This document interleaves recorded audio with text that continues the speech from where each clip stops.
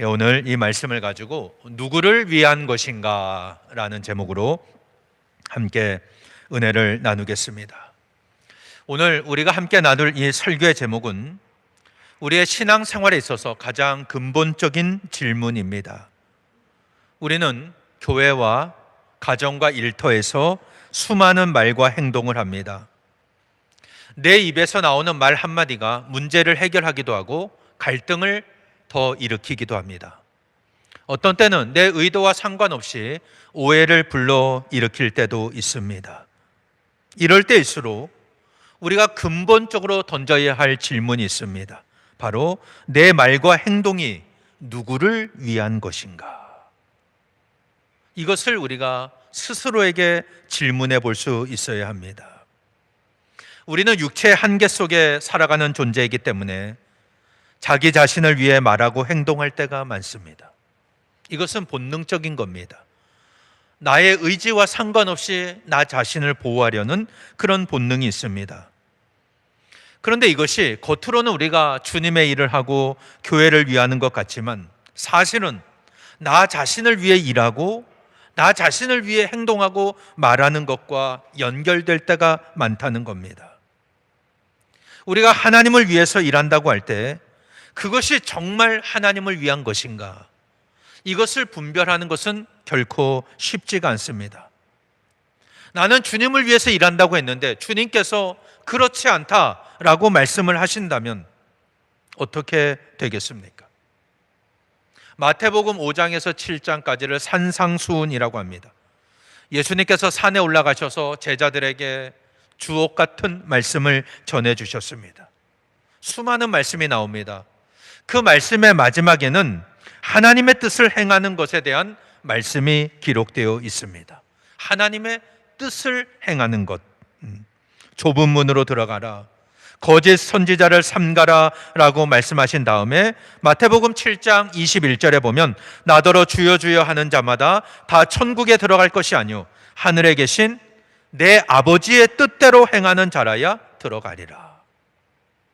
하나님 나라에 들어가는 사람은 주여 주여 말로 외치는 사람이 아니라 하늘에 계신 내 아버지의 뜻대로 행하는 사람이다. 이게 산상수훈의 마지막 부분입니다. 결론이에요. 하나님의 뜻을 행하는 것에 대한 말씀을 기록하고 있으면서 하늘에 계신 내 아버지의 뜻대로 행하는 자가 천국에 들어간다라고 말씀하셨습니다. 그때 수많은 사람들이 주님께 와서 말합니다. 주여, 우리가 주의 이름으로 선지자 노릇을 했습니다. 주의 이름으로 귀신을 쫓아냈습니다. 주의 이름으로 우리가 이런 권능을 행하지 아니했습니까? 라고 말할 때 주님이 뭐라고 말씀하십니까? 내가 너희를 도무지 알지 못하니 불법을 행하는 자들아 내게서 떠나가라. 주님은 이렇게 말씀을 하십니다. 우리가 주의 이름으로 선지자 노릇을 합니다. 귀신을 쫓아냅니다. 많은 권능을 행합니다. 그러면 주님이 나는 아시겠지라고 생각하지만 실상은 그렇지 않을 수 있다는 겁니다. 내가 너희를 도무지 알지 못하니 불법을 행하는 자들아 내게서 떠나가라. 이 말씀을 보면 하나님의 생각과 우리의 생각이 다른 것을 알 수가 있습니다. 이사야 55장 8절과 9절에 보면 이는 내 생각이 너희 생각과 다르며 내 길은 너희의 길과 다름이니라. 여호와의 말씀이니라. 이는 하늘이 땅보다 높음 같이 내 길은 너희 길보다 높으며 내 생각은 너희 생각보다 높음이니라. 하나님의 생각과 우리의 생각이 다르다는 거예요.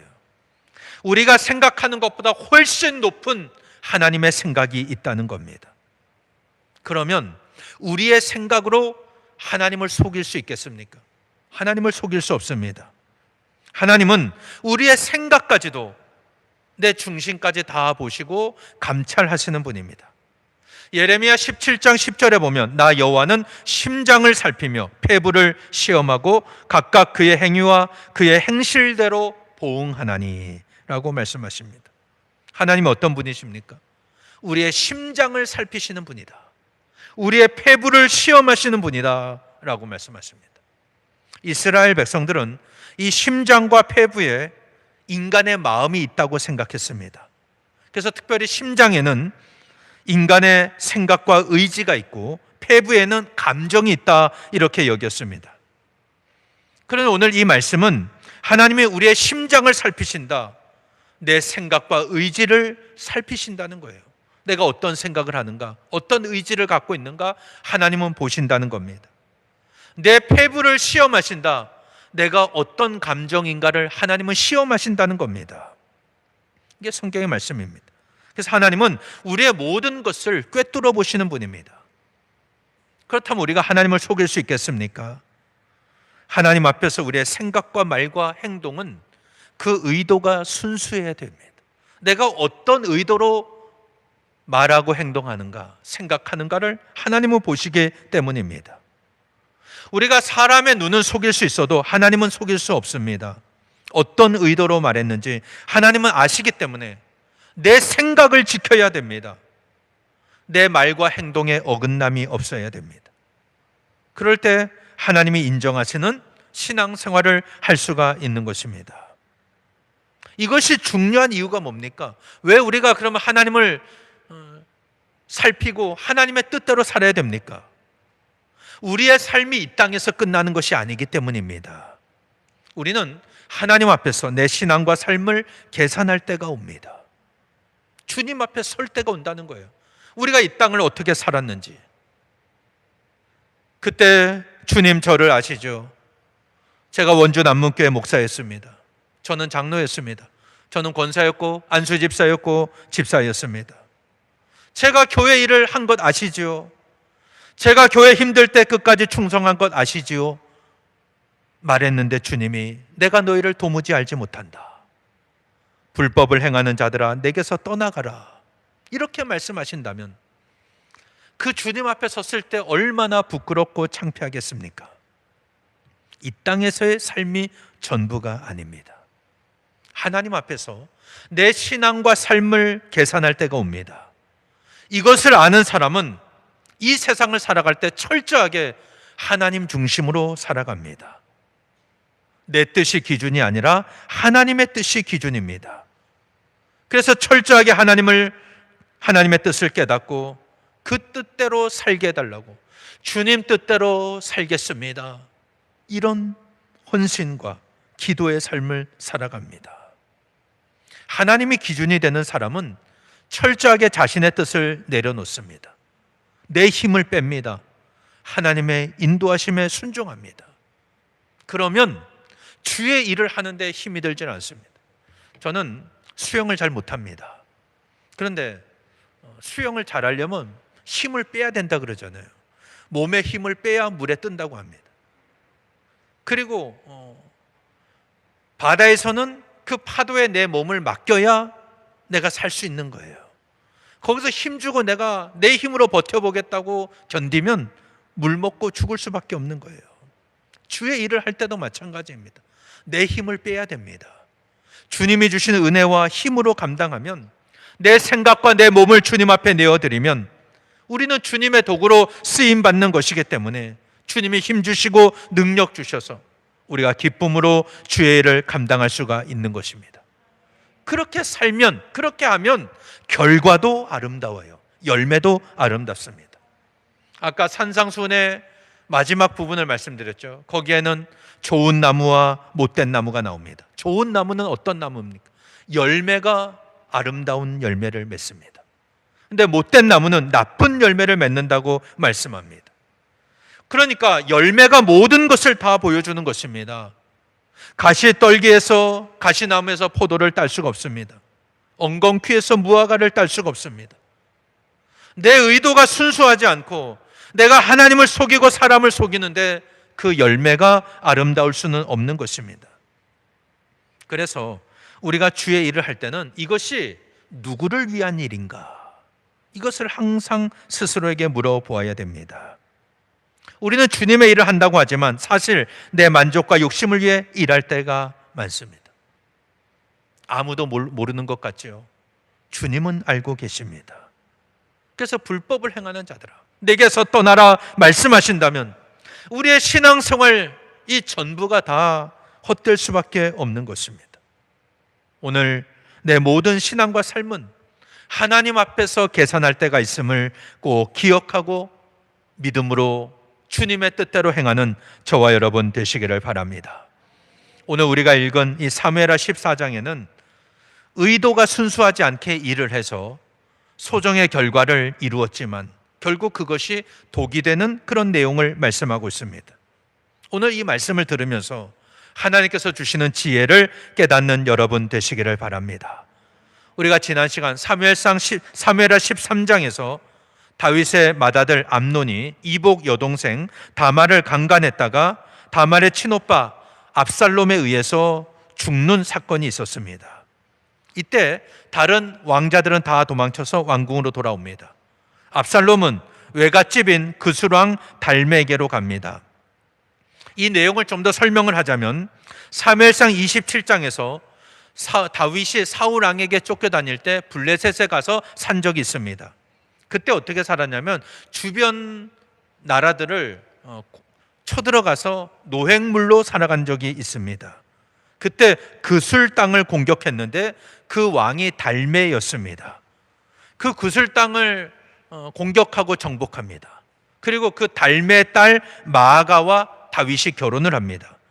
그래서 낳은 자녀가 압살롬과 다말이었습니다.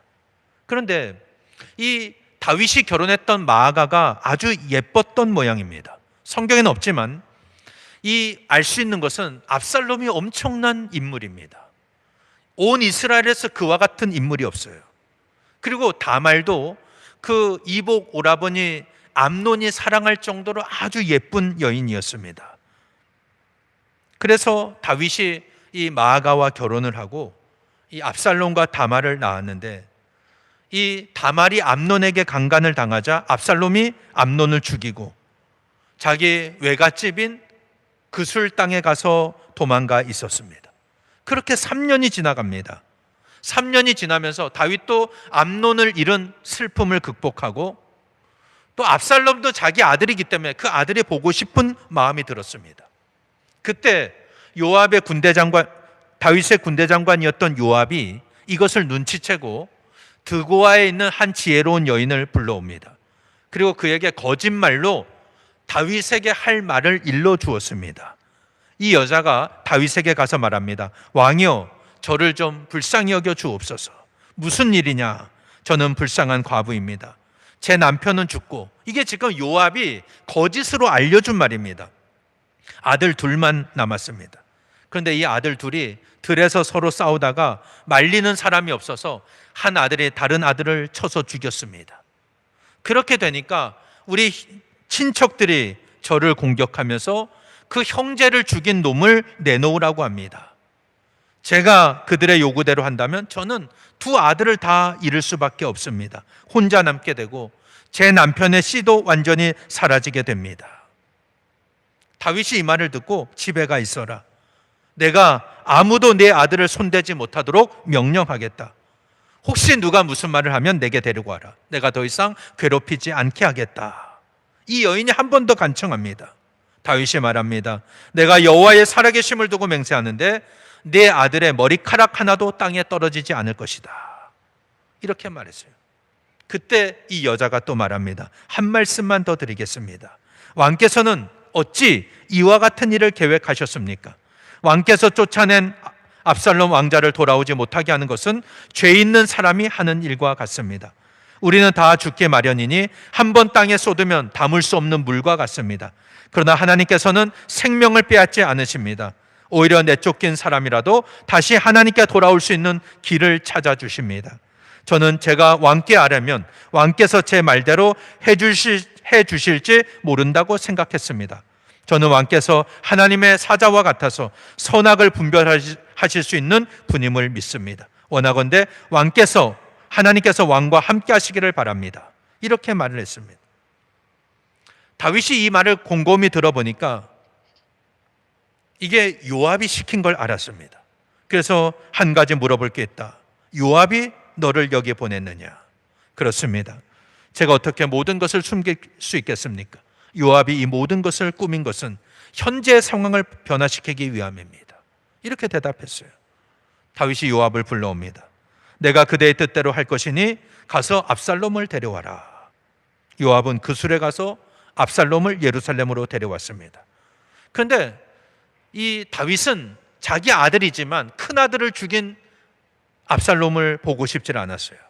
내가 그를 보고 싶지 않으니 내 앞에 나타나지 말라. 그래서 3년 만에 돌아왔지만 자기 집에 가서 2년 동안 아버지를 또 볼 수가 없었습니다. 이 압살롬은 아까 마아가의 자녀들이라고 그랬죠. 이 사무엘하 14장 뒷부분에 보면은 온 이스라엘에서 압살롬처럼 잘생긴 사람, 칭찬받는 사람이 없었다. 그는 머리에서 발끝까지 흠잡을 데 없는 사람이었다. 그러니까 엄청난 인물이죠. 그러니까 많은 사람들이 이렇게 따르는 그런 사람이었습니다. 그런데 예루살렘에 돌아와서도 2년 동안 왕의 얼굴을 보지 못합니다. 그래서 요압을 찾지만 요압이 오질 않아요. 사람을 2번이나 불렀지만 오질 않습니다. 그래서 자기 종에게 시켜서 요압의 밭과 압살롬의 밭이 붙어 있는데 요압의 밭에 불을 지르겠습니다. 요압이 당장 쫓아오죠. 어찌하여 당신의 종들이 내 밭에 불을 질렀습니까? 내가 당신을 부른 것은 당신을 왕에게 보내서 왕이 나를 볼 생각이 없었으면 무엇 때문에 나를 그 술에서 데려왔는지 물어보려고 했기 때문이다. 차라리 그곳에 계속 있는 게 나을 뻔했다. 이제 내가 왕의 얼굴을 보게 해달라. 나에게 죄가 있으면 왕이 나를 죽여도 좋다. 이렇게 말을 했습니다. 요압이 왕에게 가서 말하니까 다윗이 마음을 풀고 압살롬을 불러오게 합니다. 그래서 5년 만에 만납니다. 압살롬이 얼굴을 땅에 대고 절을 합니다.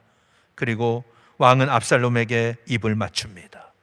이게 사무엘하 14장에 나와 있는 내용이에요. 그런데 오늘 저는 이 말씀 중에서 요압의 입장에서 이 내용을 오늘 설교를 풀어보려고 합니다. 요압은 다윗의 군대 장관입니다. 다윗을 오랫동안 보좌했기 때문에 다윗의 심기를 너무나 잘 살피는 사람입니다. 요압이 보니까 이제 다윗이 압살롬을 보고 싶어 한다는 것을 알게 됐습니다. 그래서 드고아에서 지혜로운 여인을 데려다가 어떻게 말하면 다윗이 압살롬을 데리고 올지 묘수를 생각해냅니다. 그래서 그 여인에게 다윗에게 이러이러한 말을 해라 라고 전해준 것입니다. 시킨 겁니다. 그렇게 하면 성공할 줄 알았는데 실제로 성공했습니다. 그런데 이 일을 잘 보면 이것은 다윗을 위한 일이고 이스라엘을 위한 일처럼 보이지만 사실 그렇지 않습니다. 요압은 자기 자신을 위한 일을 한 것입니다. 이 기회를 통해서 다윗에게 더 인정받으려고 하고 요압에게 잘 보이기 위한 것이었습니다. 그가 생각할 때 다윗 다음 왕은 압살롬일 것이다 라고 생각을 한 겁니다. 맏아들 암논은 이미 죽었죠. 둘째 아들 길르압은 나발의 아내였던 아비가일의 소생입니다. 그런데 성경에 이름만 나오고 그의 행적이 없어요.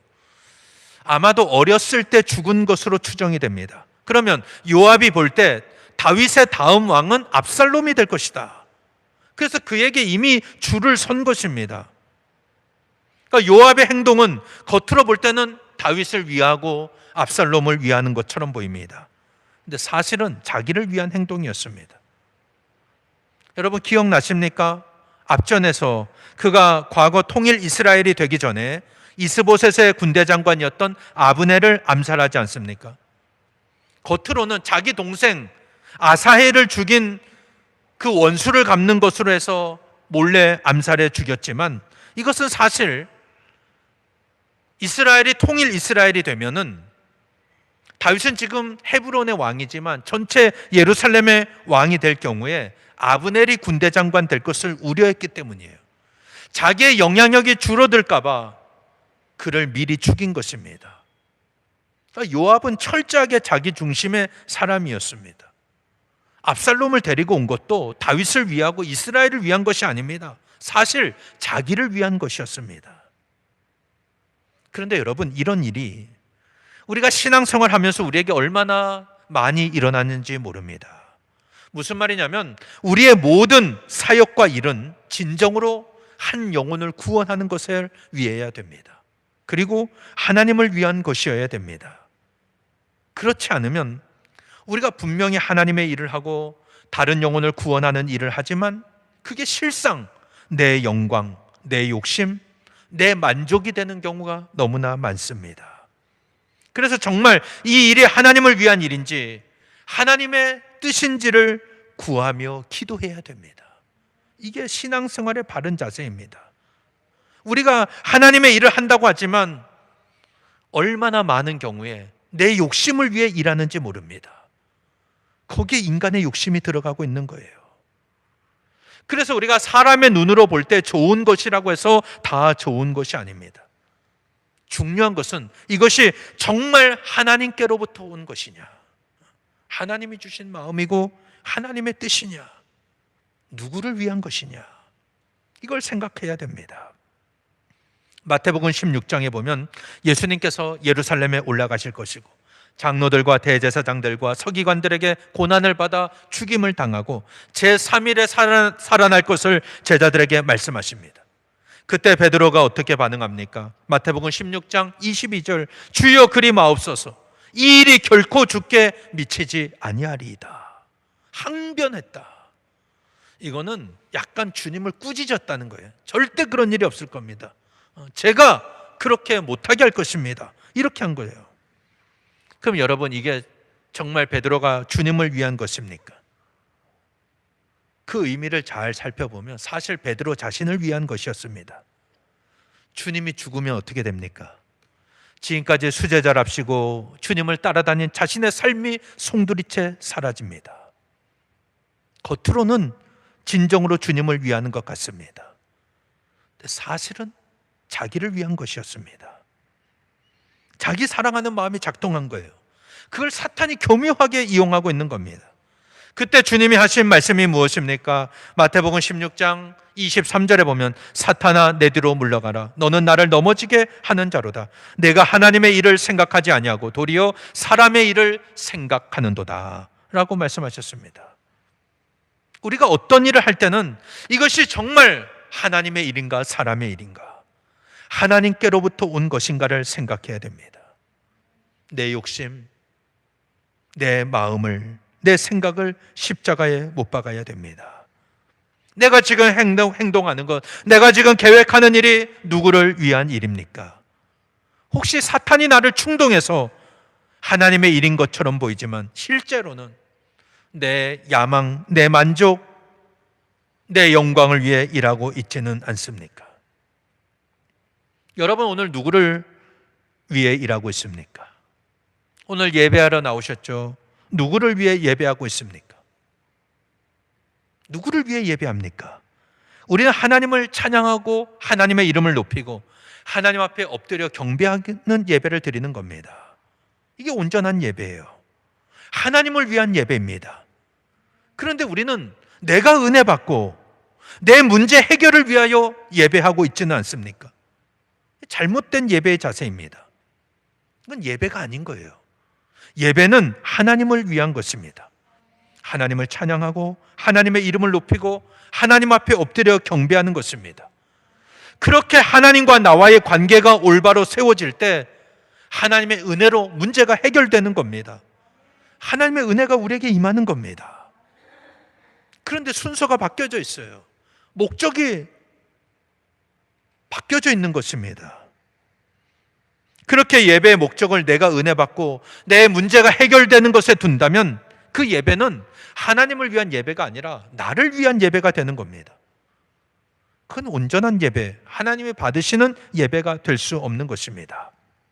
그래서 신앙생활은 하나님의 백성으로서 하나님의 뜻대로 사는 삶입니다. 하나님의 뜻을 구하는 거예요. 내 뜻대로 내 마음대로 살아서는 안 됩니다. 여러분, 내게 자유가 있다고 내 마음대로 살아서 안 됩니다. 하나님 말씀하신 진리대로 살아가야 됩니다. 요압은 어떻게 합니까? 다윗을 위하는 것처럼 보입니다. 그 이스라엘을 위하고 압살롬을 위하는 것처럼 보이지만 사실은 자기를 위한 것이었습니다. 그러면 그 열매가 아름다울까요? 그렇지 않았습니다. 이 일은 다윗 왕궁에서 가장 큰 반역의 사건으로 이어집니다. 다음 장 압살롬은 사무엘하 15장에서 반란을 일으킵니다. 그가 아버지를 죽이고 왕이 되겠다고 합니다. 인물이 출중하다 그랬잖아요. 머리에서부터 발끝까지 흠잡을 데가 없어요. 모든 사람들이 외모에 반합니다. 그 인기가 많아요. 그는 기다리질 않고 아버지를 죽이고 왕이 되겠다고 합니다. 아버지는 왕궁에 있다가 압살롬이 왕이 됐다고 막 선포하고 사람들이 따라가니까 바로 도망갑니다. 피난 갑니다. 이 모든 일은 다윗이 살인죄와 간음죄를 저지른 죄값으로 주어진 일입니다. 근데 이 일이 이루어지는데 요압의 이기심이 사용되고 있는 겁니다. 사랑하는 여러분, 오늘 여러분은 누구를 위해 예배하고 누구를 위해 신앙생활하고 있습니까? 우리가 겉으로는 주님을 위하는 것 같고 교회를 위하는 것 같지만 사실 나를 위해 신앙생활하고 있지는 않습니까? 우리가 하나님의 뜻을 구하고 하나님의 뜻대로 행하지 않으면 주님이 말씀하십니다. 내가 너희를 도무지 알지 못한다. 불법을 행하는 자들아 내게서 떠나가라. 말씀하실 겁니다. 주님은 우리의 모든 것을 꿰뚫어 보신다 그랬죠. 감찰하시는 분입니다. 우리는 주님을 속일 수가 없습니다. 그래서 하나님 앞에 내 생각과 행동과 말의 의도가 순수해야 된다는 겁니다. 하나님은 우리의 중심을 보십니다. 하나님의 뜻이 기준입니다. 내 뜻이 아니라 하나님의 뜻이에요. 우리가 하나님의 뜻에 순종하면 하나님이 주시는 능력으로 힘으로 감당하기 때문에 그 열매도 아름다울 줄 믿습니다. 그래서 우리는 주님의 일을 할 때 이것이 누구를 위한 일인가 항상 점검하셔야 됩니다. 요압은 다윗을 위하고 이스라엘을 위한 것처럼 압살롬을 데려왔지만 자기 입신 양명을 위한 것이었습니다. 그 일은 압살롬의 반역으로 이어집니다. 베드로도 예수님의 고난받고 죽임을 당하고 3일 만에 살아나실 것을 말씀하실 때 이 일이 결코 주께 미치지 않을 것이다 장담했지만 주님을 위한 일이 아니었습니다. 자기를 위해 말한 것이었습니다. 이게 여러분 요압이나 베드로의 이야기가 아니라 바로 내 이야기입니다. 내가 그럴 수 있다는 거예요. 그래서 우리는 하나님 앞에서 내 생각과 말과 행동이 하나님의 뜻에 합당하도록 기도하셔야 됩니다. 하나님, 나에게 하나님의 마음을 주옵소서. 하나님의 뜻을 알게 하옵소서. 주님의 말을 하게 하옵소서. 주님이 기준이 되도록 내 욕심과 내 야망을 십자가에 못 박아야 됩니다. 오늘 여러분은 누구를 위해서 신앙생활을 하고 계십니까? 우리 모두 먹든지 마시든지 무엇을 하든지 다 하나님의 영광을 위해 쓰임받는 믿음의 성도들 되시기를 바랍니다. 그리하여 우리가 맺는 열매도 아름답고 하나님 앞에 기쁨과 자랑이 되고 하나님께 영광이 되고 하나님 주시는 은혜로 승리하는 저와 여러분 되시기를 예수님 이름으로 간절히 축원합니다.